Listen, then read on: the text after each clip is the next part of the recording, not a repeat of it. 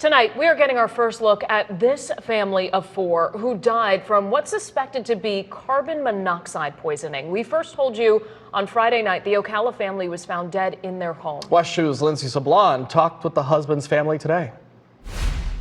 Yellow and white flowers and a candle now sit at the base of the mailbox outside this home in Ocala where a family of four died last week. The father, Johan Sanchez, was a veteran, pictured here next to his mother.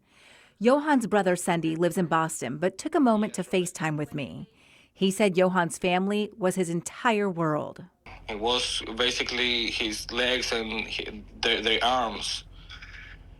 He was a provider. Johan was inside with his wife, Rebecca, 15-year-old son, Michael, and their littlest, Samuel, who was just 2. I showed Johan's brother and mom the flowers left, and the emotions overtook them. My baby.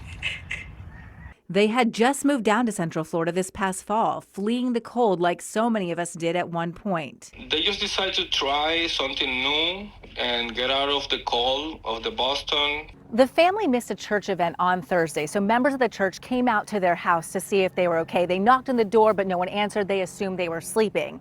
But then they did not show up again on Friday, and they say when they came out, the cars were parked just like this still. They started to get worried. The pastor started doing phone calls, nobody answers. They decide to go home around 12 or 2 o'clock, and nobody answers. Now, that brother and mom looking for answers about what happened in this home while having to bury an entire family. Covering Marion County in Ocala, Lindsay Sablon, WESH 2 News.